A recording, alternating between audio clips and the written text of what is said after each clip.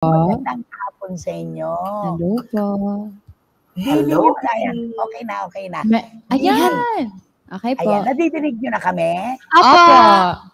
Bakit, mga anak, bakit pipito kayo? Alam ko, 8 kayo Si Gwen po, nagpapahinga po siya ngayon. Masama lang po yung pakiramdam, pero yes po, pinag-rest na lang din po namin siya.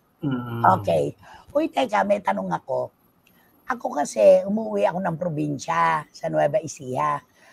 Malaking tandang pananong kayo sa akin. Ba't kilalang kilala kayo ng mga nakakausap ko, mga pamangkin ko, mga bagets, mga ano. Yes. Ano meron ang bini at minahal kayo ng Pilipino? Okay? Alam niyo po, sa totoo lang, first time po namin marinig yan. Kasi yung pakiramdam po namin parang may nakakakilala kaya sa atin, halimbawa umuwi tayong probinsya. Kasi honestly po sa Laguna, hindi pa po ganun kakilala yung bini po na parang pag kailangan tanungin, sino po yung bini? Ganun, hindi pa po nila kilala. Hindi. Nako, kayo Salamat pinag-uusapan. Kayo pinag-uusapan ng mga bata.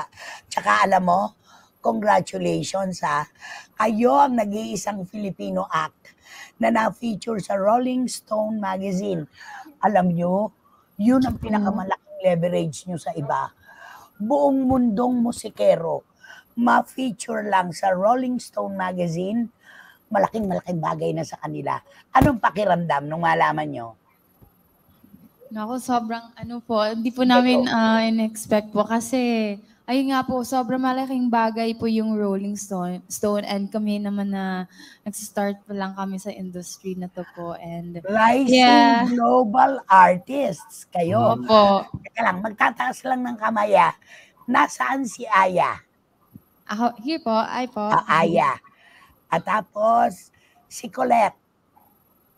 Ayun, si Colette. Si Maloy. Wala si Gwen. Si Stacy. Si Mika. Hello po. Joanna. Present po. At Ang Sheena.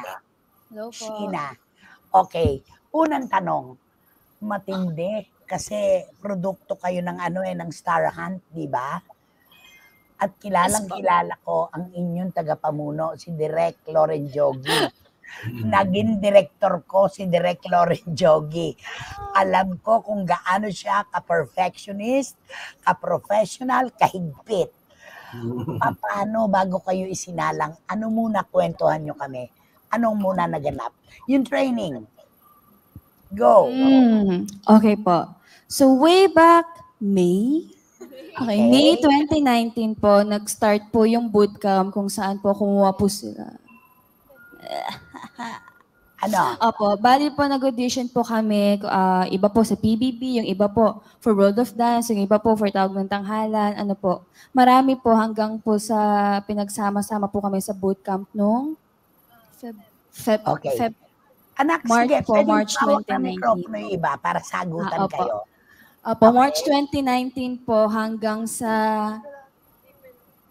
nabawasan hanggang sa naging 13, mga nasa 13 to 14 girls po kami na naging trainee po for ilang months po. Matagal din po. And bali nag-training po kami una po kaming na-release po nung PBB Big Night po. Nung PBB 8 po, nag-perform po kami as Star Hunt Academy trainee. So doon po kami unang nalabas sa tao na public. So nag-train po for ilang months. Then nag-Korean training po kami.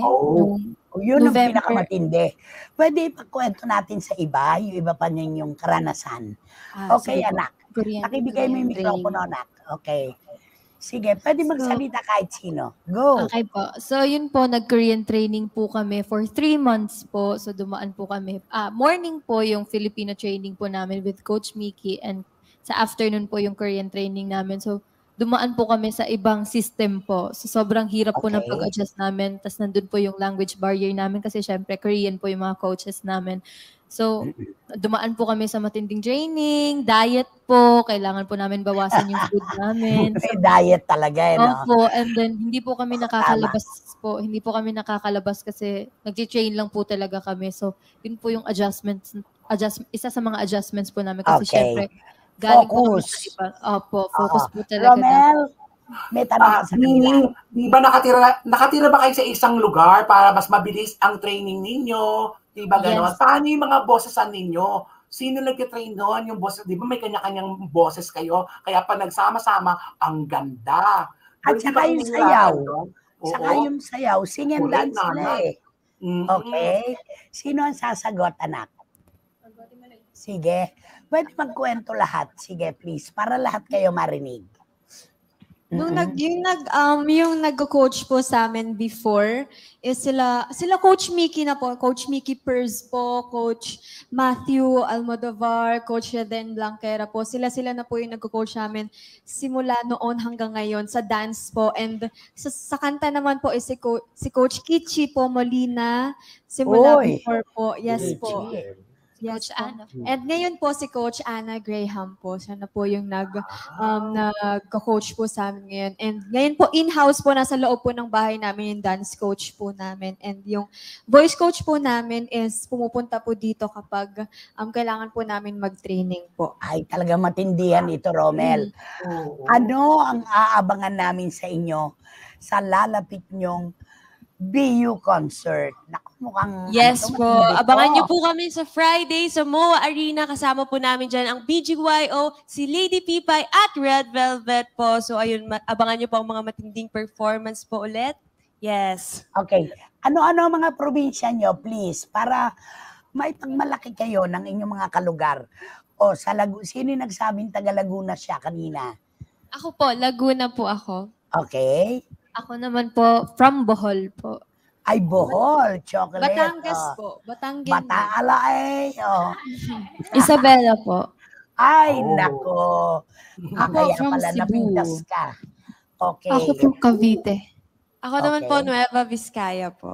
Nueva Vizcaya, magkapit-bahay tayo. Oh, di ba? Alam mo, Romel, ang Nueva Vizcaya, halos kadikit ng Nueva Ecija. Karanglan ang huli namin, dito naman sila. Magkadikit na magkadikit. Marunong mag-Ilocano ito, itong mga taga-Isabela na ito. Well, opo. Nalain ka. Ang Nalain mga ka Ilocano. O, sige, batiin mo anak, ang mga kababayan, mga... Hi mga kababayan, mga Ilocana, Ilocanas everywhere. Dapat naragsak tayo am amin, kinanayon. Well. Well. Naimbag na malam. Oo. Bag nga malam, kanyayo amin. Uy, nako, talagang ano to, Ilocana talaga. Ang gaganda po nila, wala pong itulak kabigin, sabi ni Dan Clavesillas. At sabi ni Tita Nene Olanday, pagkagaganda naman itong mga batang ito. At Tita Nene, hindi lang po sila magaganda, may talent po talaga. Naku, Tita Nene, susubaybayan natin sila. Ayan. Sino naman ang P-pop group na gusto nyong makakolab? Sino gusto Yung nyo mga people makatrabaho? groups. Oo. Yung mga people groups na gusto po namin makasama sa collab ay G22. Halos Wow. lahat naman. Opo, kasi Wow! Ano pa? Sino Kaya, pa? yes po. Okay. Kasi close po kami sa Kaya. Lagi po namin chinichikahan. Oo. Wala bang kompetisyon? 8 kayo eh. 8 ugali ito eh. Pagka 8 tao, may 8 ugali. Pero dahil pinagsama-sama na kayo ni Direk Loren Jogi sa iisang lugar, nagkakaroon pa rin ba ng kompetisyon na personal? Opo, hindi po nawala po. Lalo na po ng mga first months pa lang po kayo magkakasama. Ay, may mga groups po. Ayan. Ay, bakit po ganun? May mga ganun po talaga. Yung yung typical na away po talaga pag halimbawa nasa school po. Yun po, meron po kami ganun. Pero kasi Natural yan. Opo, natural po. And maganda din po siguro na bata pa lang po kami, magkakasama na kami. 14, 15 po kami nung nag-start po kami magsama po. Yun sabay po kami nag-mature po, mas sabay po kaming mas na-realize po yung mga, gosh, ginawa pala natin yan dati. Diba? At ako natutuwa sa mga taga-suporta nyo, sa mga kababayan natin. Kasi top 10 trending ngayon ang Christy per minute dahil sa inyo. Maraming Thank you po. salamat. Sa Twitter yan. At ang ibig sabihin yan, sinusundan talaga kayo. Ang galing. Gano'ng kasarap yung ganyan? Gano'ng kasarap? Panahon nito para magpasalamat tayo sa kanila. Go! To our Blooms po nanonood ngayon and kung hindi man po kayo nanonood, thank you so much po sa pagpatuloy na pagsuporta sa aming Bini. Thank you dahil super updated nyo sa mga ganaps namin, lalo na ngayon na super busy namin, booked and busy, and we can't wait to meet all of you soon. We love you, Blooms! Love you! Ayon. Eto, may nagtanong si Boycie Karagay. Ikinukonsider nyo bang kakompetensya nyo ang MNL48? Pero mas gusto ko kayo kasi 8 lang kayo. Ang MNL48, ang dami-dami nila, nahihilo ako.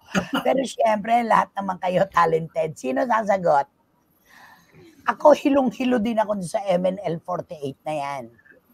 Actually, Okay. hindi po namin sila tinitreat as competition po, kundi as parang seniors po Yes namin. Isa po. po sila sa mga nilook up po namin kasi sila po talaga yung isa sa mga groups so nagpakilala po talaga ng P-pop. Isa sa mga pillars po Totoo. ng P-pop. So, Ilang taon na nakararaan yan eh. yes Oo. po. Kaya isa po sila sa mga hinahangaan po namin. Kaya pag nirerespeto po talaga namin, kaya pag nakikita po pag nakikita po namin sila, talagang nagbibigay-pugay po kami, nagigreet po Tama. kami kasi they are MNL48 po. And sobrang mababait po silang lahat po. Lalo na sa mga baguhang groups po, syempre senior na po sila, nakapag-establish na po sila ng name po, sikat na din sila sa iba't ibang bansa po. Pero yung respeto po nila sa mga co-artists nila, kakaiba rin po. Kayo ba? Susunod nyo, world domination na? Sana po! Diba? Bakit Opo, ang sana hindi? po. Opo, Oh, bakit hindi? Diba? Bakit ang hindi? Naku, ang anak ko, si Demo. Diyos ko, ang Bini talaga daw fan na fan nyo siya. Anak kong bunso, si Demo. Pakibati nyo nga, anak. Si Demo. Okay po, demo. Ayan. At eto pa. Hi, Demo! Hi, Demo! Thank you pagbibigay nyo ng kaligayahan sa anak ko. Special kasi siya. Pero kita nyo, alam niya mamili Meron dito, sabi ni John, huwag naman sabihin na sa pagkagaganda nilang yan. Wala silang mga boyfriend. Tanong po ang love life nila. Go! Ayan, gumaganyan na isa dyan. Okay. Hindi, yung totoo. Yung totoo. Wala po. Bawal pa po. And feeling ko hindi pa din po time kasi especially na rising artist po kami and career po muna and feeling ko may time naman po for that pero as of now hindi pa po muna. Hindi pa siya ganun ka-priority po namin. Ayan. Oo. Tsaka May alam tanong. mo, tama yan. Marami pang darating na tao sa buhay nyo. Pero ang pangarap, minsan-minsan lang kumatok. Yung Yes. oportunidad, di ba? O mga anak, yung BU concert ninyo, kailangan ipag-imbita natin. Bini, go! Sige. Yes po, magkita-kita po tayo sa July 22, 2022 po sa Mall of Asia Arena po. And kasama po namin dyan Bini, syempre tayo yung Bini. Kasama po Bini. namin dyan ang BGYO, Lady Pipay, and ang Red Velvet. Naku, mga Reveloves and Blooms Aces, magsanib puwersa na talaga tayo kasi first time din po namin mag-front act po para sa isang K-pop girl group na sikat po talaga worldwide. Kaya let's support! At Ayan. Saka na follow up lang, congratulations. Ano ang pakiramdam nyo na nasa Times Square kayo, yung digital billboard ninyo? Sa New York. Oo. Aba naman. Kamusta Ano naman ba? ang pakiramdam na nakikita, andun yung mga sarili nyo, naglalabas doon? Nauna anong lang po yung pakiramdam? pictures namin doon, pero sana po hopefully makapunta po talaga kami doon and Ay, makapag-perform po. May world domination na darating na kayo doon. Doon na Sana mismo. po, sana. Uy, mga anak, mag-iingat kayo. Salamat sa pagbibigay ng pagkakataon sa inyong mga sarili para pasayahin ang ating mga kababayan at gawin din kayong matatagumpay. Bini, maraming salamat sa inyo. Good luck. Thank you po. Bago kayo umalis, isang sample lang, please, isang sample. Okay. Yung yung coconut nut. Oh. Sige po. Okay, go. I love the coconut. Come on. Oh my gosh. I love the coconut. Come on, baby boy. Come on, baby boy. Alam mo, Ang grabe. ganda. May dahilan kung bakit nila nakopo ang ating mga kababayan. Good luck, girls! Bini, Thank you maraming po. salamat. Salamat po. At maraming salamat din sa inyong mga taga-suporta. Ituloy-tuloy lang natin itong suporta na ito. Ang gaganda nila, Romel. Ang tunog nila na parang imported, parang mga K-pop talagang mga Korean. Parang K-pop, parang Korean nga eh. Okay. Naku,